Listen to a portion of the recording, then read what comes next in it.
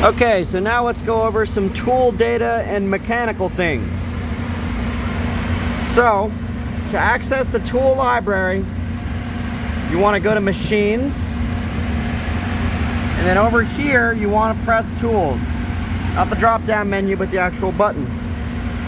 We also have a shortcut to this down here, as you can see where it just opened. So here's where all of our tool data lives. The main ones you want to usually be concerned with are your boring bits and your milling cutters. You've got several ones, but your bread and butter are going to be in end mills here. This is the list of tools that you can select for operations when you're drawing a program. If you want to create a new one, you right click here and do New End Mill. Well, let's look at some that are already in place. I'll go full screen here. So here's the list of all the tool data. Now you name it in this format, and this name corresponds to which holder you have the tool in. Let's go look at those holders. Here's the external row of holders. And you can see that they're labeled by number.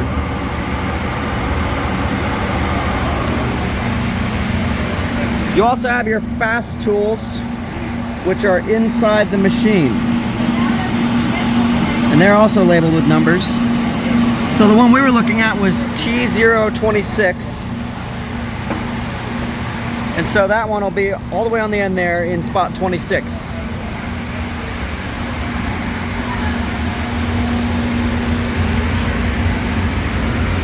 Then you of course got your description, which basically appears as the name.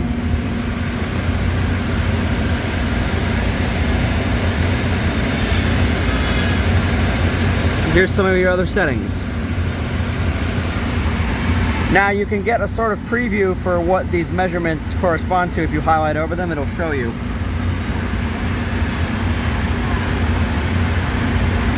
This is the holder type.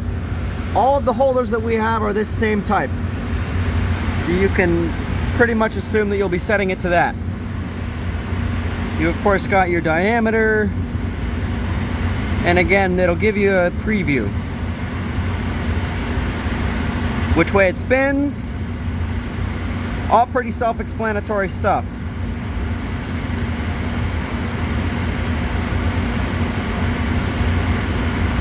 This feed rate stuff, you can use online calculators to figure this out, but when you're getting a new tool, this data should be given to you. Speed of rotation, and you can use that along with the actual physical dimensions of the tool to figure out your feed rate and your descent speeds and things like that. Now if I were to create a new one here,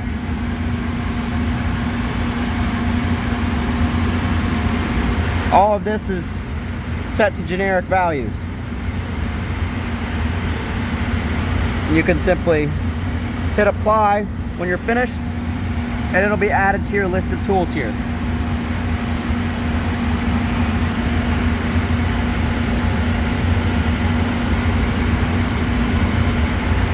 Now, one really nice thing,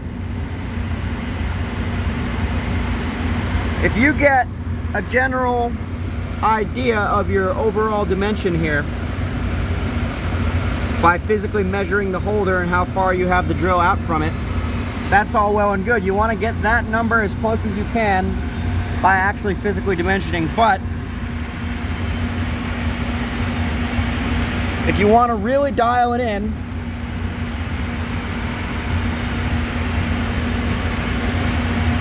we have a way to do that.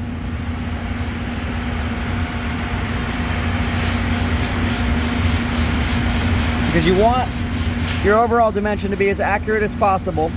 so that when you're setting the depths of your cuts, it's not more or less than what you're looking for.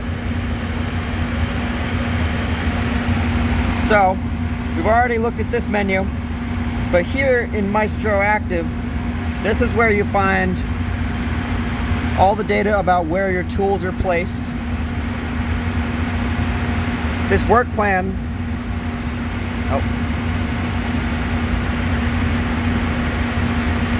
we have this boring head, which shows you where your different boring drill bits are within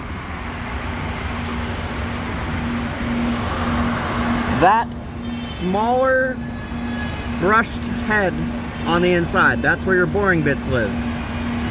The larger one behind it is what will be picking up your milling cutters. When it needs a new tool, it either goes over here or here and picks it up after it puts down the first tool.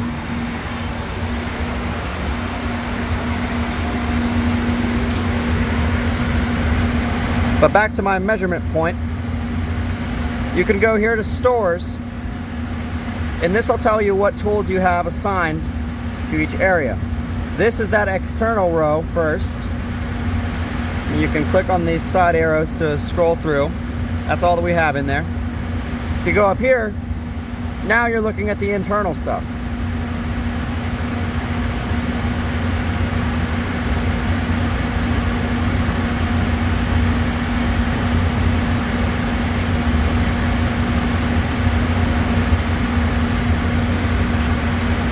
But let's say that I want an exact measurement of how deep my 3/8 compression bit is going.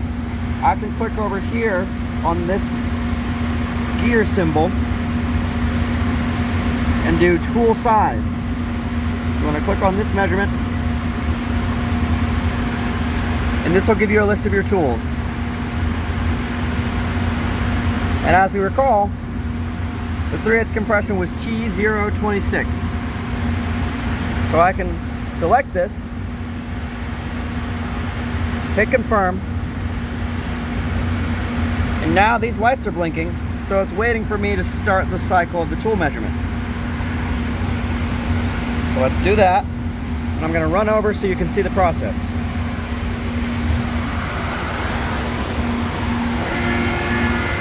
It's going to touch down on that little sensor pad. It's going to go very slowly until it hits it. You'll touch it a couple times.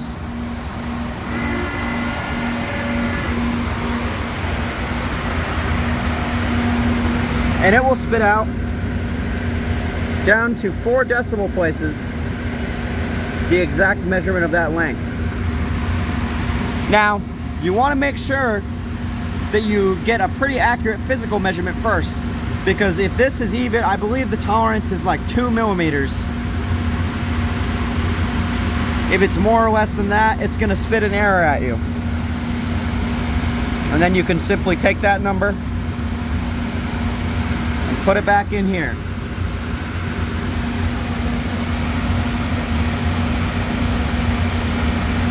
We'll take a look at the boring bits.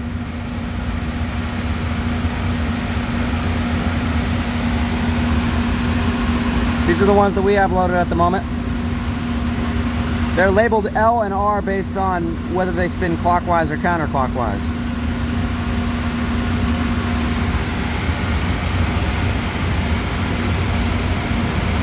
And there's a similar set of settings, but they're obviously some different because they're boring bits, but you still have this preview that shows up for you when you highlight.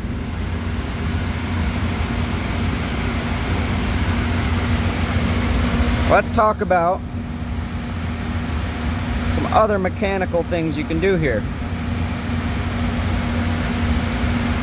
Here you've got your MIDI controller. Press that, opens up this menu. M6T0 right here, that's the function for taking your tool out of the head and putting it back in its holder. So if I want to ditch the 3/8 compression bit. You can do that.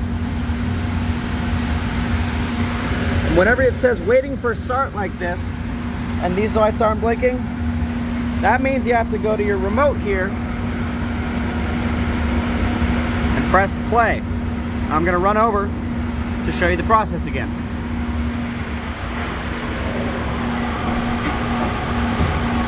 Just going to put that right back in there. So now our head is empty.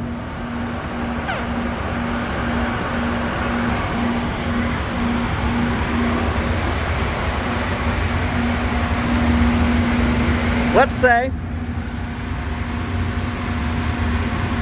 you're not actually doing a process, but you just need to move the entire hood of the machine. That's easy. We have park left and park right here. It's now parked to the right. You go park left, and then you just have to hit this P button. And now it's waiting for the start again.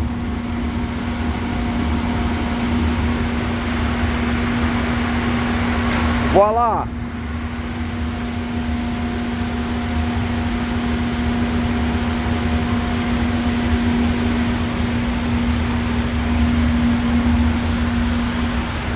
So now we can get a better view of the external tool holders here. Now, we're experiencing a problem with a part at the moment, but let's say I just want to change a tool out. My bit has gotten dull and I want to change it out. So what you're going to have to do there, let me close my MIDI here.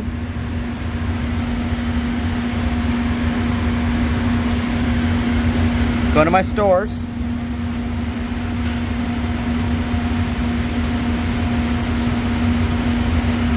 What you're first going to have to do, for instance, I know that my 0.5 straight bit is very worn out right now.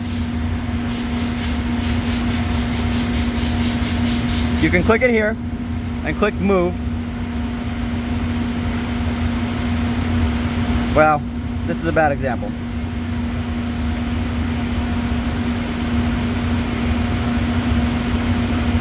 Let's go with my 3/8 compression. I want to move this one. Now, this is a result of the error that we're experiencing, but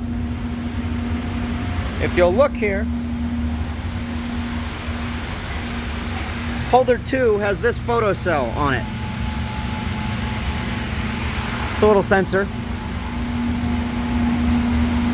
If you want to change a tool out, you need to first send it to holder 2, and then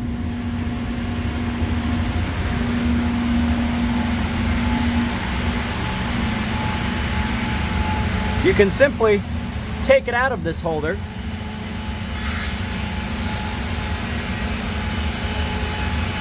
like so.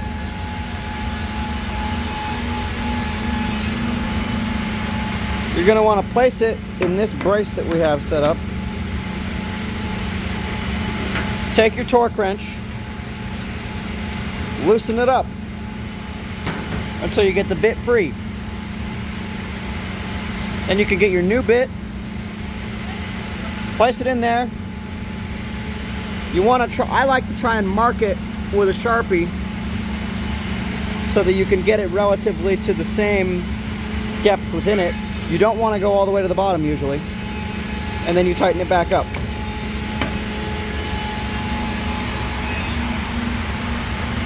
Then you can return it to its holder, and you want to get this groove to have this rubber nub within it.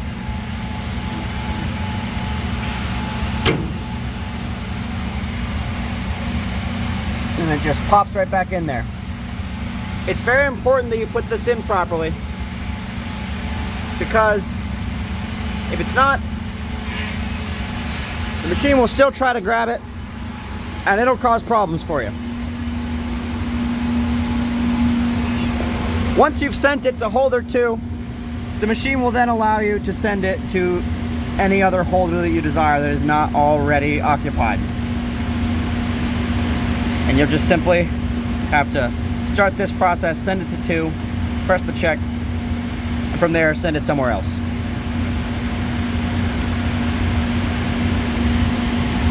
We're going to pause on this video and continue in a further iteration.